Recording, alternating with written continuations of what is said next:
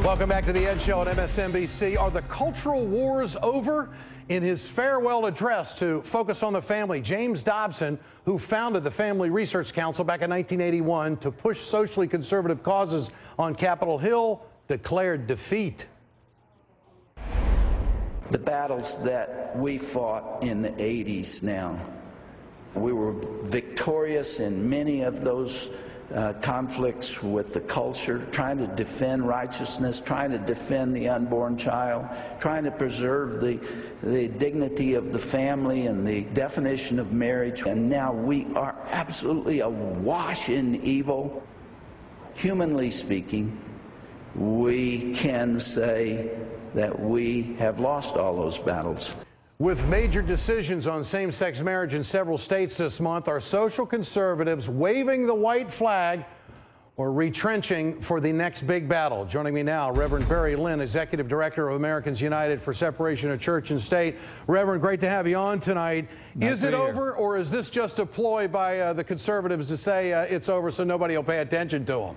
Yeah, it's mainly a ploy because we've heard this death of the religious right at least 4 times in the last 25 years. But just like Freddy Krueger, you know, they always come back to Elm Street, whether we like them or not.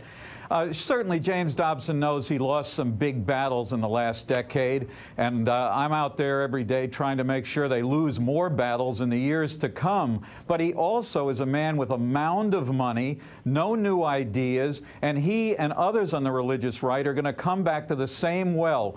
Prayer in the schools. How do we get more religion into the schools? How do we harass gay and lesbian Americans more? How do we fight evolution, as they might call it? Do you think that the passing of Jerry Falwell, the story that developed before the election with Ted Haggard, really hurt the cause of the social conservatives in this country, kind of brought them back to ground? They're not holier than thou, and they got issues too. You think that hurt them politically?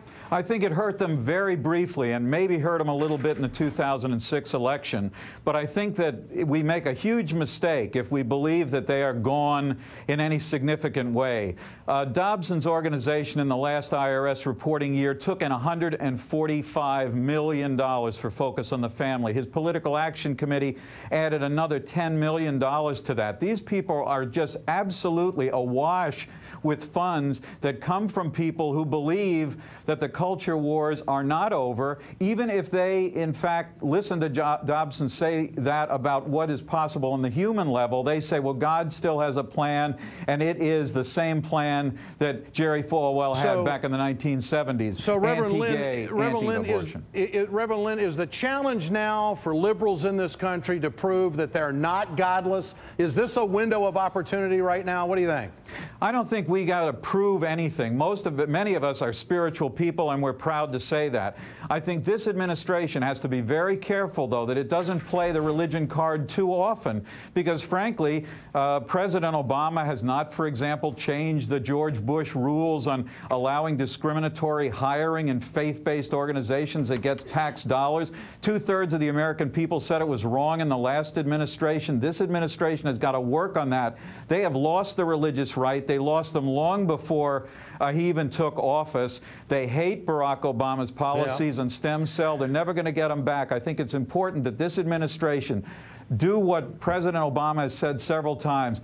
I believe he says in the separation of church and state, he has to do that, and he has to demonstrate, as he frequently does, separation of church and state is not anti-religion. It's just pro-religion, working and operating on its own without government so-called help or assistance. Reverend, good to have you with us tonight. Thank Great you. to have you on the program. Thanks for your insight on this. Let's bring back our panel tonight. Chris